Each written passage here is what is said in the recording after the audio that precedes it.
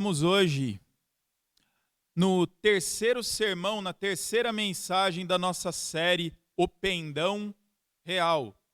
Apenas para quem não sabe, temos visitantes aqui hoje. O mês de julho é o mês em que a nossa denominação, a IPI do Brasil, faz aniversário, faz 123 anos.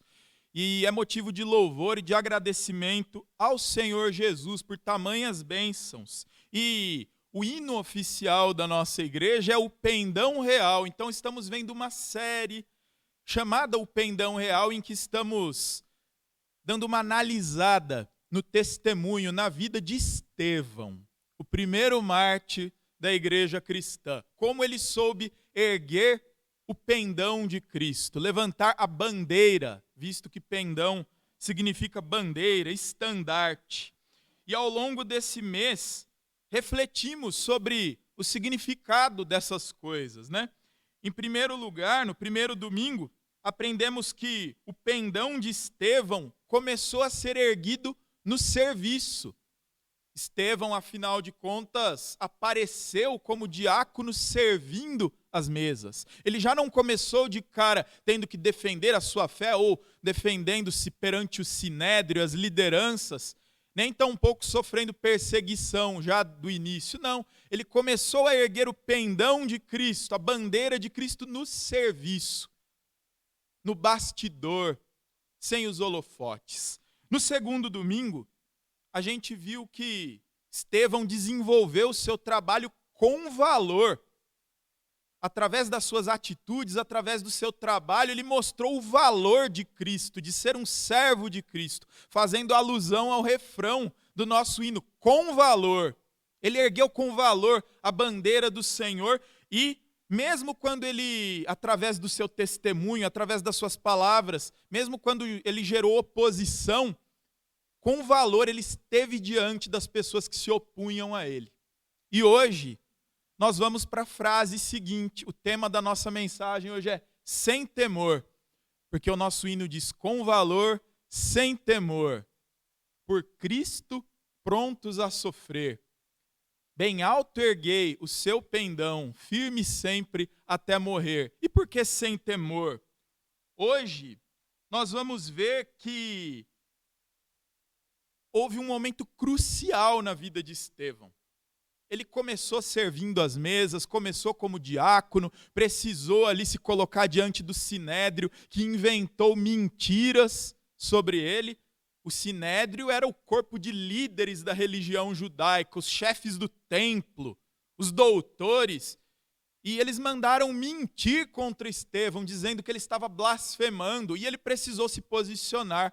E hoje nós vamos ver que, sem temor, ele se posicionou. E como nós hoje, como Igreja de Cristo, somos chamados também a nos posicionar diante de tamanhas oposições que o Evangelho sofre, seja em lugares livres, como o que vivemos, ou como o que vimos hoje na escola dominical, lugares que perseguem, que proíbem. Nós vamos ver esse testemunho maravilhoso. O que levou Estevão ao martírio, à morte, visto que ele foi o primeiro mártir da igreja cristã, não foi a sua personalidade forte, muito pelo contrário, mas foi a mensagem que ele pregou. A mensagem que ele pregou incomodava muito. Pregar única e exclusivamente Jesus incomoda muito. E por que eu estou dizendo isso? Porque nós vivemos numa sociedade hoje, numa cultura, que aprecia discursos inspiradores. A nossa cultura até aceita uma certa espiritualidade genérica, discursos sobre amor, até sobre Deus se fala muito por aí. Mas, quando a gente começa a proclamar, a testemunhar toda a verdade de Deus, não de uma maneira genérica, mas toda, isso gera oposição. Infelizmente. Nós temos que rever amizades, porque isso nos custa amizades, nos custa negócios. muitas vezes defender o pendão do Senhor, a verdade de Jesus, pode nos trazer certos prejuízos do dia a dia, mas que, segundo a palavra de Deus, são ganhos maravilhosos. E temos que nos manter firmes nessa verdade. Portanto, temos que aprender algo maravilhoso com Estevão, porque Estevão não teve temor de anunciar toda a verdade do Evangelho. E quando a gente fala exclusivamente de Cristo, que Ele é o único caminho, a única verdade, a única vida, que Ele é o único caminho possível para nos achegarmos a Deus, esse discurso incomoda, o nosso testemunho incomoda. Porque quando pregamos Cristo e a sua suficiência, quando pregamos que Ele é único e não há outro caminho além dele, nós estamos enterrando a nossa autossuficiência. E isso é muito chato para o ser humano. O ser humano, sob o pecado natural que herdamos dos nossos pais, nós temos uma tendência a rejeitar o governo de Deus sobre nós. Nós queremos ser autossuficientes, mas quando pregamos e anunciamos e testemunhamos todo o Evangelho, todo, sem tirar uma coisinha aqui ou outra lá, o que é muito comum hoje. Falar de Cristo hoje até dentro de igrejas é assim, fala só o que interessa. Mas todo o Evangelho, o choque com o pecado, o choque com a nossa natureza, quando somos confrontados, e isso muitas igrejas por aí deixam de lado. E querem saber apenas da parte boa. Mas quando pregamos todo o Evangelho de Deus, isso pode nos trazer oposição. E hoje, leremos apenas um versículo. Porque o contexto sobre o qual eu vou falar, ele é um pouco longo demais para ser lido aqui. Iria demorar muito. Mas vamos recapitular. Estevão é escolhido diácono. Estevão começa a servir as mesas. Estevão começa a testemunhar. E testemunhar envolve, além de trabalhar e servir, falar sobre Jesus, sobre a glória de Deus, sobre as coisas que Deus tinha operado na vida dele. E ele falou, testemunhou, viveu. E esse testemunho dele incomodou. E quando nós começamos o capítulo 7 de Atos, Estevão está diante de um tribunal do Sinédrio, dos líderes da religião. Porque lá atrás, no capítulo 6, esse mesmo Sinédrio pagou pessoas para mentirem contra Estevão. Ele é blasfemo, blasfema contra Moisés, contra o templo, contra Deus, tudo mentira. Mas ele é colocado então diante desse tribunal. E o mais interessante é que ele não começa se defendendo, coisa que seria natural a muitos de nós. Não, eu sou inocente, eu não fiz isso. Não, Estevão não quis se defender à primeira vista. Sabe o que ele fez em primeiro lugar? Ele contou uma história. Ele contou toda a história da redenção. Toda a história do plano de salvação de Deus. Tudo que Deus fez no decorrer da história, de Abraão até Cristo. História esta toda que apontava para Cristo e na suficiência de Cristo e na exclusividade dele para a nossa salvação. Ele fez um discurso longo que pega quase o capítulo 7 inteiro, inclusive um dever de casa para você. Leia o capítulo 7 e veja com seus próprios olhos esse sermão que é considerado o maior sermão do livro de Atos, onde ele conta toda a história e como toda ela só fala sobre uma única pessoa, Jesus. E agora eu quero ler com vocês Atos 7, 54. Um único versículo. Esse versículo registra a reação dos líderes religiosos depois do sermão de Estevão. Atos 7, 54. Atos 7, 54 diz assim: quando os membros do Conselho Superior do Sinédrio acabaram de ouvir o que Estevão tinha dito, ficaram furiosos e rangeram os dentes contra ele. Essa foi a reação dos líderes religiosos diante do sermão de Estevão. Como eu disse, ele foi falsamente acusado de blasfemar. E ele fez algo maravilhoso. Contou essa história. E ele começou lá de trás. E essa rejeição que ele sofreu por conta do sinédrio, nos prova o seguinte, que a rejeição a Jesus, o fato de Jesus ter sido rejeitado, não foi um acidente da história. Não foi algo aleatório que aconteceu. Aquele povo na época de Jesus resolveu estar contra ele. Jamais. Mostra o culminar de uma história inteira de resistência à voz de Deus. Olha que interessante, ele começa de Abraão. Abraão, o homem que teve o seu encontro com Deus, foi alcançado por Deus. De Ur dos Caldeus, ele sai em direção aonde Deus o mostra. E ele teve o seu filho Isaque, que por sua vez teve o seu filho Jacó, sobre quem lemos mais cedo no início do culto. E Jacó se tornou Israel, a grande nação, as 12 tribos que tornaram-se o povo escolhido de Deus. Mas Jacó tinha um filho chamado José, e ele conta a história de José também. De como José foi renegado, foi excluído pelos irmãos, perseguido também no Egito, feito escravo. Mas Deus estava do lado dele e olha só, o faz governador. Depois Estevão vai para Moisés. Moisés, aquele homem improvável, de língua pesada. Havia até uma polêmica envolvendo Moisés sobre a morte de um egípcio. Mas ele, que era filho de uma pessoa do povo de Deus, foi escolhido por Deus para livrar este povo da escravidão do Egito. Porque depois de José, o povo do Egito se esqueceu daquele homem que havia sido seu governador e o que o povo do Egito fez? Escravizou o povo de José. E Moisés foi o levantado por Deus para livrá-los desse mal. E Moisés, sob a orientação de Deus, passo a passo seguiu o povo, orientou o povo no deserto, e o povo seguindo cumpriu a vontade de Deus.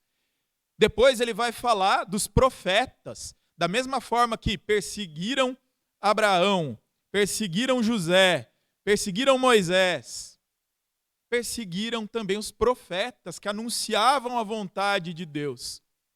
E, por fim, perseguiram o próprio Cristo. O Cristo que era prefigurado por todas essas pessoas mencionadas no sermão de Estevão. Tudo o que Estevão falou apontava para esse Jesus. Todos aqueles que foram perseguidos culminaram também na perseguição desse Jesus. Jesus que esses líderes do Sinédrio haviam matado. E é por isso que o sermão de Estevão é tão caloroso e tão duro, mas mesmo assim cheio de esperança e cheio de evangelho e cheio de vontade que aqueles líderes se arrependessem e crescem. Olha, não façam como seus pais. Vocês foram duros com Abraão, duros com José, duros com Moisés, duros com os profetas. E hoje vocês têm a chance de se arrepender. Um sermão duro, mas cheio de graça. Esse foi o sermão de Estevão. A negação de Jesus não foi um acidente. Mostra como o povo mais privilegiado da história, que foi o povo de Israel, conseguiu ainda por cima negar o Filho de Deus. E por que eu digo que era um povo privilegiado? Porque era o povo de Deus, recebeu a plenitude da revelação de Deus, a lei, os profetas, reis escolhidos, pessoas ungidas. Eles viram tudo acontecer debaixo dos seus olhos e mesmo assim continuaram duros.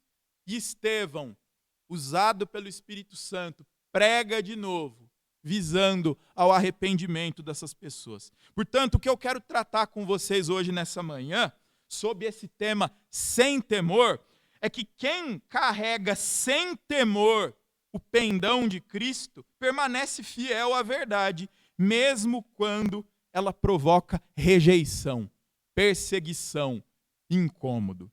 O primeiro ponto que eu quero tratar com vocês são dois, e o primeiro é que sem temor, devemos anunciar que Deus conduz a história da redenção. Deus é soberano. Deus conduz a história da redenção. E como igreja, nós devemos anunciar isto, sem temor. Ele é supremo, Ele é soberano, Ele é quem governa, Ele é quem faz todas as coisas de acordo com a sua boa vontade. Estevão percorre toda a história de Israel. Ele fala de todo mundo. E diante desse sermão dele, podemos entender uma coisa: Deus sempre toma a iniciativa. Ou melhor dizendo, é Deus quem sempre toma a iniciativa. Nunca o homem toma a iniciativa diante de Deus, é sempre o contrário. O homem, por conta da sua corrupção e do seu pecado, jamais pode se achegar a Deus por conta própria. Nós temos que ser gratos porque graciosa e miraculosamente é o Senhor que sempre vem até nós e nos resgata do lamaçal em que estamos do pecado. Foi o Senhor que buscou Abraão, foi o Senhor que fez a promessa a ele, bem como aos seus filhos e à sua descendência. Foi Deus quem chamou José, foi Deus quem chamou Moisés, foi Deus quem chamou reis, profetas, e o próprio Deus em pessoa se fez carne e veio habitar entre nós para nos trazer salvação. Vocês conseguem reparar? No decorrer de toda a história, de toda a linha do tempo, é sempre Deus quem vem nos estender a mão. É isso que o sermão de Estevão mostra. Foi Deus que movimentou toda a história através do seu plano de salvação. Ele acompanhou o seu povo em todos os momentos. Enquanto os ouvidos, eu fico imaginando assim, quando Estevão começou a falar ali de Abraão, de Isaac, de Jacó, quando ele começou a falar do tabernáculo, do templo, eu fico imaginando o sinédrio, eles começaram a se encher. Ficaram todos pomposos, orgulhosos, porque Estevão até então estava falando ali das instituições que eles representavam. Mas quando Estevão deu aquela guinada e começou a falar que tudo isso apontava para Jesus, para o Jesus que eles mataram e que eles precisavam se arrepender, eles se encheram de ira. E o texto que lemos diz que depois do discurso eles rangiam os dentes de ira e de raiva. Enquanto os seus ouvintes se orgulhavam, Estevão começou a dizer algo muito mais profundo, que Deus nunca esteve preso à religião, ou às coisas da religião, ou aos templos, aos castiçais, às arcas, aos animais. Ele nunca esteve preso a estas coisas. Embora fossem coisas necessárias no seu devido tempo, Deus é Deus. Deus é soberano. Deus nunca esteve preso em nenhuma estrutura humana. O Senhor sempre foi maior do que o templo, maior que Jerusalém, maior que qualquer outra coisa. Essa verdade continua muito atual nos nossos dias. E deve ser defendida por nós, Igreja de Cristo, sem temor nos nossos dias. Sabe por quê? Porque também corremos esse risco de confiar mais nas nossas estruturas, nos nossos discursos, nos nossos templos, do que no poder de Deus. E muitos fazem isso.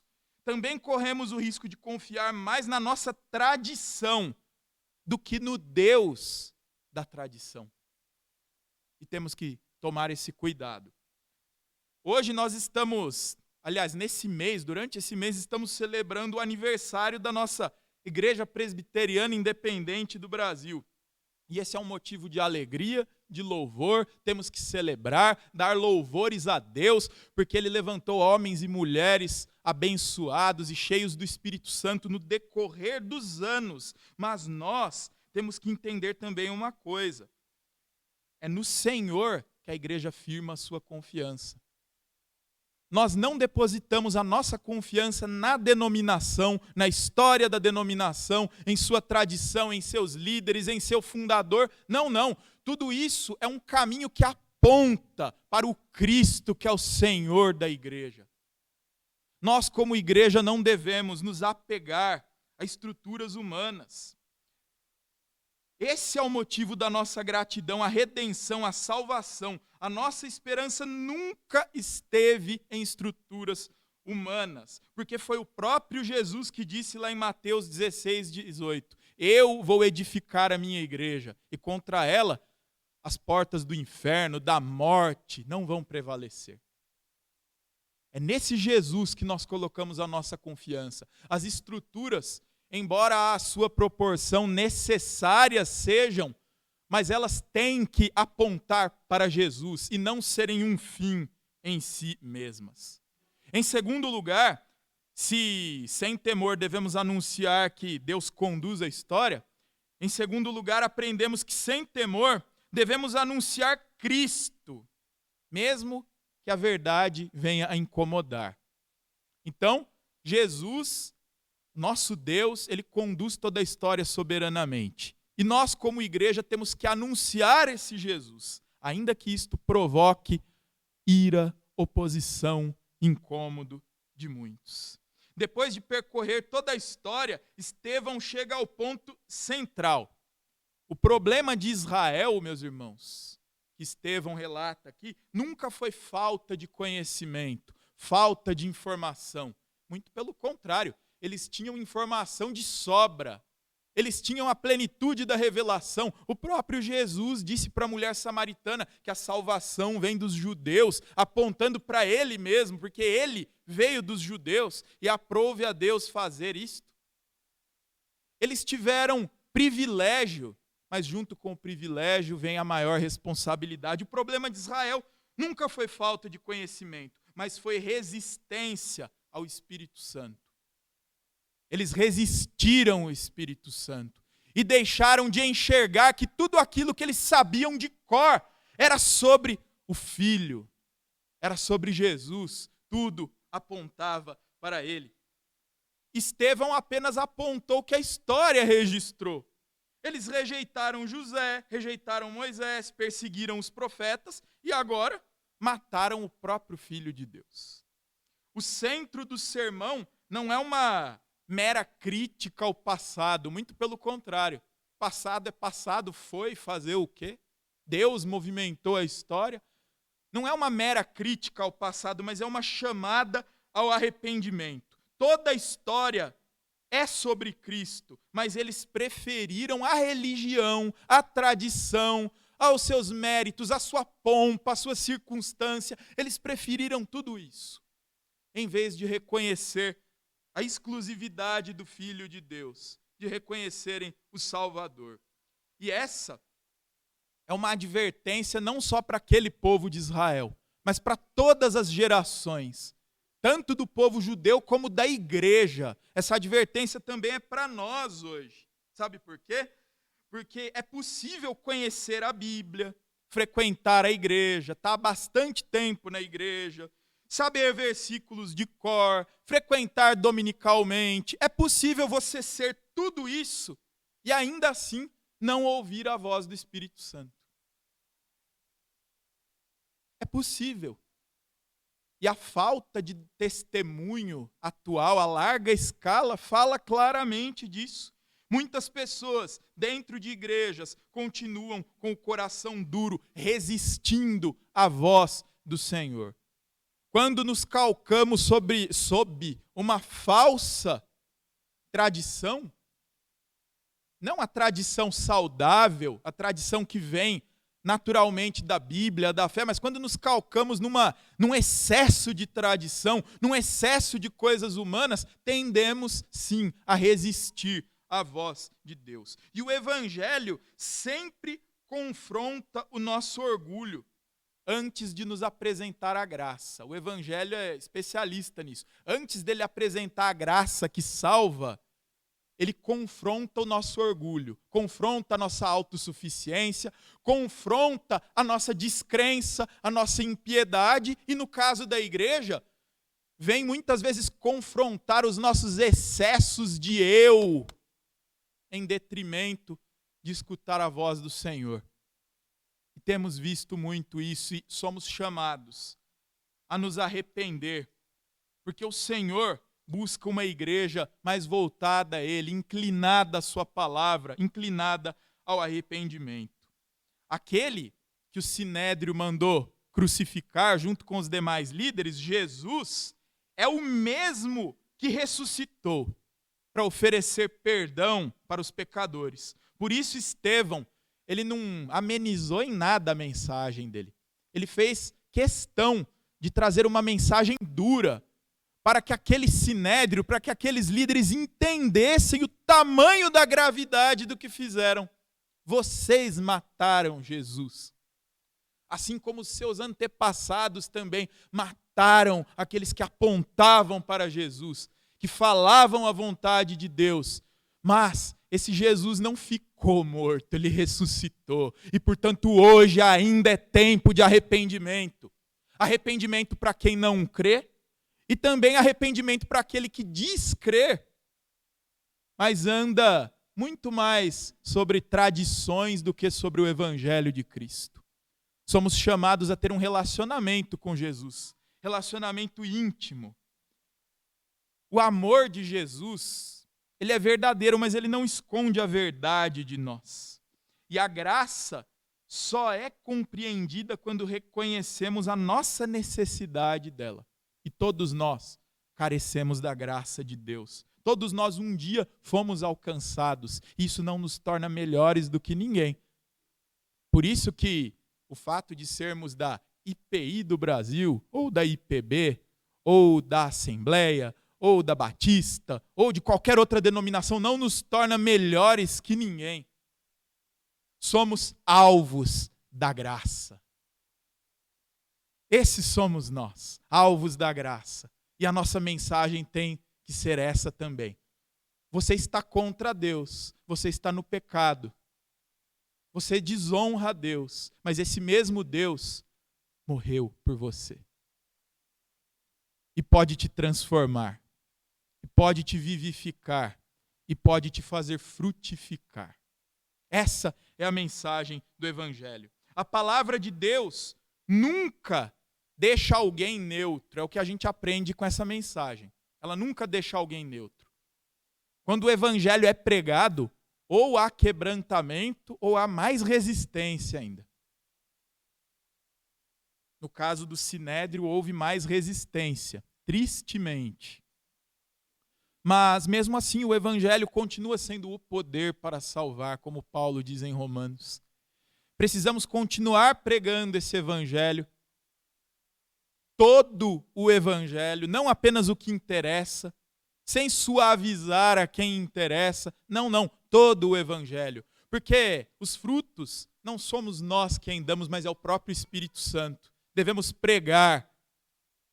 E aqueles que o Senhor fizer os ouvidos abrir, vão crer. Vão crer. E o testemunho que ouvimos hoje mais cedo aqui foi lindo. Em meio a tanta perseguição, em meio a tanta maré contrária, o Espírito Santo continua sendo o Espírito Santo, Deus continua sendo Deus, e Ele é quem governa a história. Concluindo, ao iniciarmos essa série, a gente cantou com valor, sem temor, e hoje a gente sai daqui entendendo um pouco melhor sobre isso. Esse hino nos remete muito a Estevão. Ele entendeu qual era o valor de Cristo e, sem temor, defendeu até as últimas consequências. Ele fez esse sermão maravilhoso, que você vai ler depois. E na semana que vem nós vamos ver aqui o que aconteceu com Estevão. Pelo pendão real de Cristo, ele encarou até as últimas consequências. Celebrar a nossa denominação e o seu aniversário é muito importante. É louvável, porque até aqui o Senhor nos ajudou, 123 anos pregando o Evangelho. Mas ainda mais importante é perguntar para nós mesmos: continuamos sendo uma igreja governada pela palavra de Deus? Ou governada apenas pelas tradições? A nossa igreja está vivendo um momento muito especial de uma guinada ao discipulado, a uma igreja mais simples, uma igreja que, por suposto, faz discípulos. Isso é maravilhoso. Mas devemos fazer discípulos através de todo o Evangelho. Todo o Evangelho deve continuar sendo pregado. E encerro com as palavras do Dr. Martin Lloyd-Jones, um pastor galês, que ele resume muito bem o chamado da igreja para exercer o seu ministério sem temor. Qual que é esse chamado? Abre aspas. A tarefa da igreja não é tornar-se aceitável ao mundo, mas tornar o mundo consciente da sua necessidade do evangelho. Fecha aspas. Ele disse isso no seu livro Pregação e Pregadores. E que Deus conceda à nossa denominação, à nossa igreja local e a todos nós como indivíduos, sermos assim e anunciarmos sem temor esse evangelho. Amém. Senhor, obrigado por esta dádiva que recebemos, primeiramente através do teu Filho, que se encarnou, habitou entre nós. Ele mesmo fundou a sua igreja e garantiu que contra ela nada prevaleceria. O inferno, a morte, ele mesmo edificou a sua igreja. Obrigado pelos apóstolos que ele escolheu, pelos primeiros líderes que surgiram. Obrigado pelo desenrolar dos séculos.